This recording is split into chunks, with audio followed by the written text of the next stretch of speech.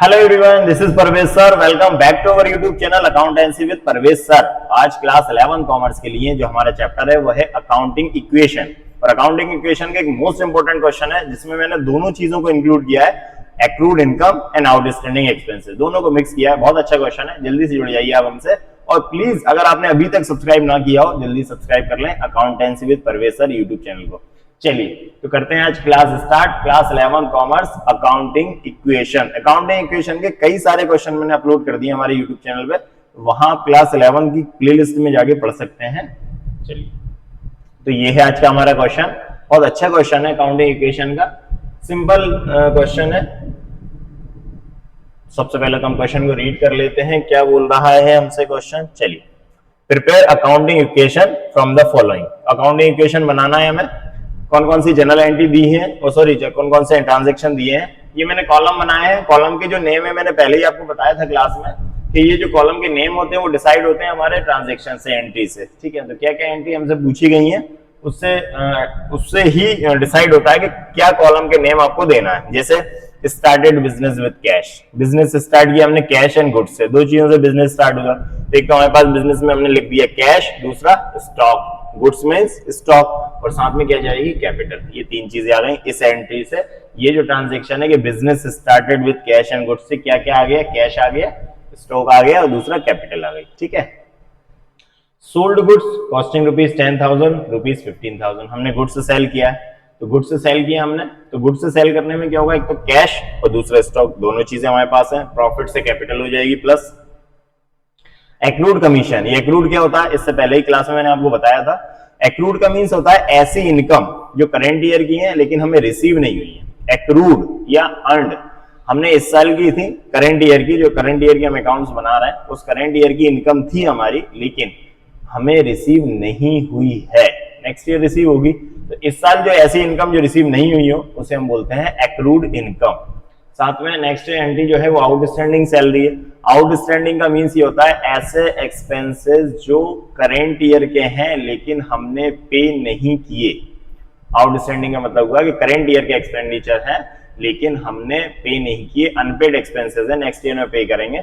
इस साल वो करंट ईयर के जो एक्सपेंसेस हैं अनपेड रह गए हैं, उनको हम बोलते हैं आउटस्टैंडिंग एक्सपेंसेस। ठीक है, चलिए तो सबसे पहले स्टार्ट करते हैं हम फर्स्ट एंट्री से। Business start with cash and goods. दो चीजों से हमने बिजनेस स्टार्ट किया है, कैश और गुड्स से, तो दोनों चीजें बिजनेस में आई। इसकी जनरल एंट्री अगर करना हो तो क्या करोगे आप, cash account debit, stock account debit to capital account. ठीक है, तो क्या क्या आया, एक तो कैश आ गया, स्टॉक आ गया और साथ में कैपिटल। तो फर्स्ट एंट्री कर देते हैं हम, यहां लिखेंगे first business started, business started with cash and stock। Business started with cash and stock. तो बिजनेस स्टार्ट हुआ, एक तो कैश कितना है 50,000, तो हम कैश में प्लस कर देंगे 50,000। ठीक है, स्टॉक कितना है 20,000, स्टॉक प्लस हो जाएगा 20,000 से, स्टॉक को 20,000 प्लस कर दिया। ठीक है, एक्रूड में हम क्या करेंगे 0, आउटस्टैंडिंग 0 और कैपिटल हमारी कितनी हो जाएगी 50 प्लस 20 70,000, 70,000 रुपए हमारी कैपिटल हो गई। ठीक है ना, तो ये फर्स्ट एंट्री कर दी हमने, business started with cash and stock. Business started with cash and stock, तो कैश को प्लस किया, स्टॉक को प्लस किया और इन दोनों से कैपिटल को प्लस कर दिया हमने। ठीक है, फर्स्ट एंट्री हो गई। सेकेंड एंट्री करते हैं, sold goods costing rupees 10,000, rupees 15,000। Goods से सेल किया हमने 15,000 का लेकिन उसकी कॉस्टिंग है 10,000। 10,000 रुपए का गुड्स 15,000 रुपए में सेल हुआ, 10,000 का गुड्स 15,000 में सेल हुआ, 5,000 का प्रॉफिट हुआ। तो जब भी कोई प्रॉफिट होता है उससे कैपिटल प्लस हो जाती है। जब भी कोई प्रॉफिट होगा तो कैपिटल प्लस, लॉस होगा कैपिटल माइनस हो जाएगी। ठीक है, तो यहां लिखेंगे हम गुड्स सोल्ड, गुड्स सोल्ड। तो गुड्स सोल्ड कितना 15,000, तो 15,000 से हम क्या करेंगे कैश को प्लस कर देंगे, कैश हमारा 15,000 से प्लस हो गया। ठीक है, क्योंकि 10,000 का गुड्स 15,000 में सेल हुआ है। ठीक, तो और कॉस्टिंग उसकी 10,000 है, तो स्टॉक जो है वो माइनस होगा कितने से 10,000 से। 10,000 से हमने स्टॉक को माइनस कर दिया, क्योंकि गुड्स सेल हुआ तो गुड्स गया बिजनेस से, क्रेडिट व्हाट गोज आउट, जो जाएगा वो क्रेडिट होगा, तो क्या गया, गुड्स गया, तो जो जाएगा वो माइनस कर दिया मैंने, ठीक है। प्लस एक्रूड पे कोई इफेक्ट नहीं, आउटस्टैंडिंग जीरो ही रहेगा, और कैपिटल 10,000 का गुड्स 15,000 में सेल हुआ तो 5,000 का प्रॉफिट हो गया, तो प्रॉफिट से क्या होगा, कैपिटल को हम क्या कर देंगे, प्लस कर देंगे, कैपिटल क्या हो जाएगी, प्लस हो जाएगी, ठीक है। अब हम करते हैं न्यू इक्वेशन बनाते हैं, 2 एंट्री हो गई, अब न्यू इक्वेशन बनेगी, ठीक है।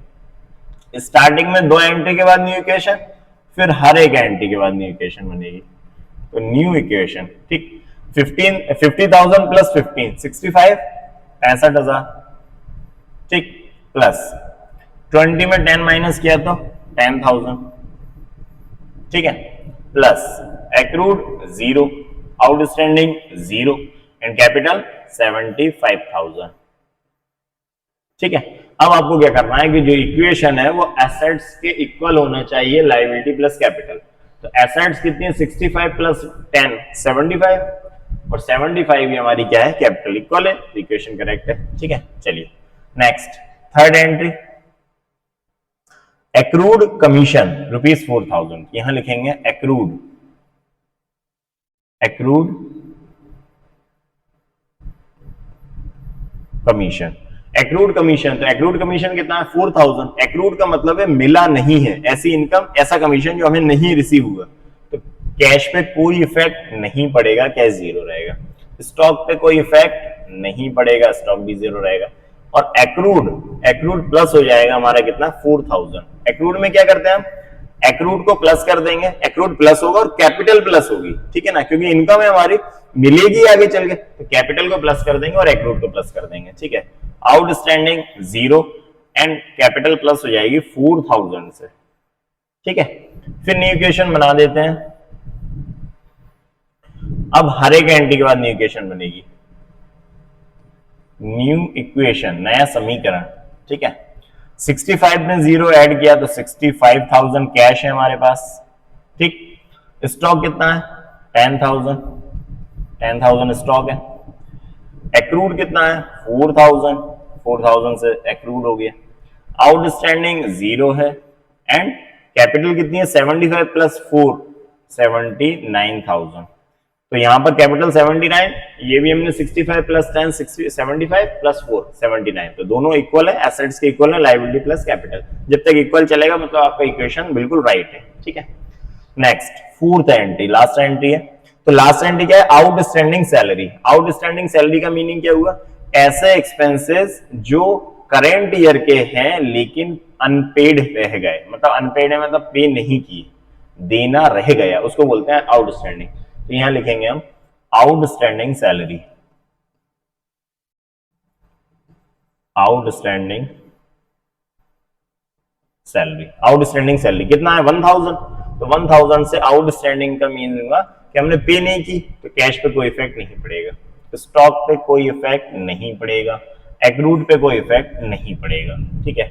आउटस्टैंडिंग प्लस हो जाएगा 1,000 से, आउटस्टैंडिंग प्लस हो गया, और कैपिटल माइनस हो जाएगी 1,000 से, आउटस्टैंडिंग मींस एक्सपेंडिचर है, एक्सपेंसेस है, तो कैपिटल क्या होगी, माइनस है, आउटस्टैंडिंग है, आगे चल के पे करना पड़ेगा, तो हमें करंट ईयर की हमने कैपिटल को माइनस कर दिया, ठीक है।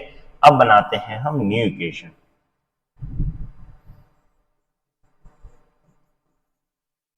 न्यू इक्वेशन, तो ये हो गया 65, कैश हमारा 65 है, प्लस स्टॉक कितना है 10,000,